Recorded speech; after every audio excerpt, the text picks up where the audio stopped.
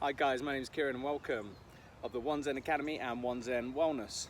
So a lot of runners experience things like piriformis syndrome, and the piriformis muscle is a deep muscle underneath your glutes, your buttocks, that acts as a stabilizing muscle between your femur and your sacrum, and it gives you that stability as your leg lands. Now, a lot of physios, a lot of rehabilitation practitioners and personal trainers will often get you to stretch the piriformis without actually addressing the issue. And the issue is normally one of not just instability, but weak glute muscles. Unfortunately, Pilates won't fix that.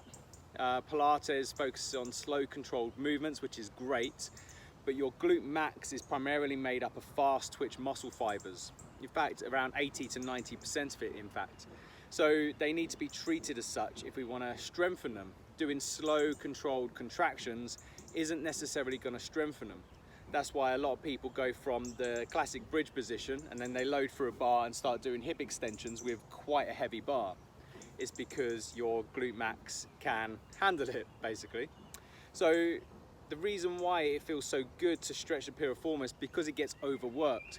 So we're inducing a parasympathetic relaxation response, which is great. So I'd stretch it out first, but you then need to strengthen.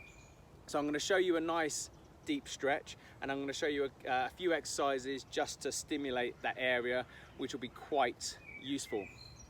So the classic half pigeon in yoga is my favorite for stretching out the piriformis. It feels generally quite good. You may need to use bolsters if you can't quite get to the floor. But generally, you start live in a press-up position, right knee to right wrist. So you're going to tuck your ankle underneath, so it's coming at a diagonal position. I'll show you from the other side shortly. Hands on the floor. This leg extends back. This is position 1. It's important that your hips are center, so don't try and lean any particular way. So the hips are center over the ground. So if I was struggling in this, I'd put a cushion or a bolster underneath my right buttock and just sit in that position. I'll show you from the other side. So left knee to left wrist. This leg comes out at a nice angle. And again, I'll keep my hips nice and center as I hold that position. Try and hold for as long as you can in this respect until you feel it starting to relax, until it's no longer a struggle in this position. So once you've done that, once you've alleviated the piriformis syndrome symptoms, then it's time to stimulate the buttocks. So, exercise 1. You're going to stand on your left leg, keep that knee nice and soft. So this might be a challenge straight away. My right arm up, and these are called single arm touchdown. So I'm going to come down, touch the floor just outside my little toe, and then back up.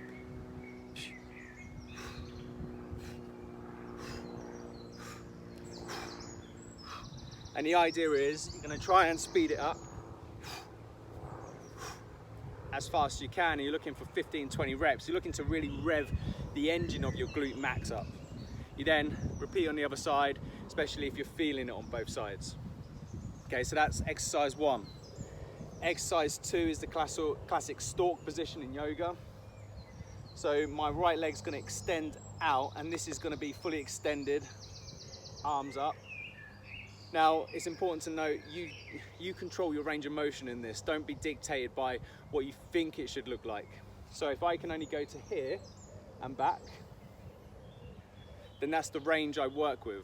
Obviously, you want to progress it, you want to try and push it on, but work within your comfortable range to begin with.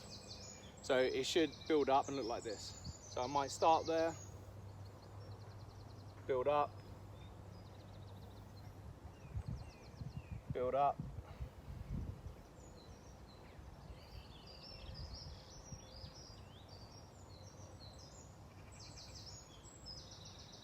and so on. So you're looking to build that range up. The other exercise will be a lunge, and I think the lunge is fairly overrated and a lot of people overlook it.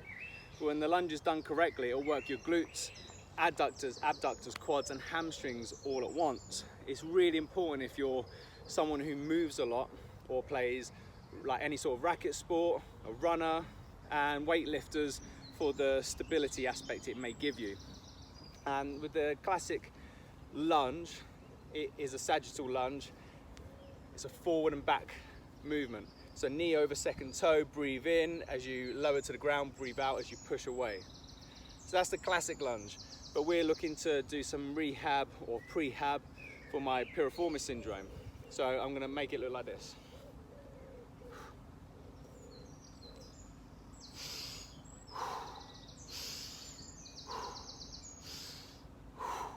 And so on. So I breathe as I lower to the ground. From there,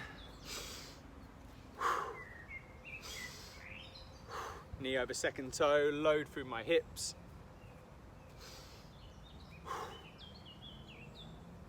And those are just some of the exercises that you can do for piriformis syndrome. So the top tips are stretch the area first, it'll feel good, but then you need to address the problem, which is mainly a strength issue, and we can target both strength and stability at the same time. Hope this helps.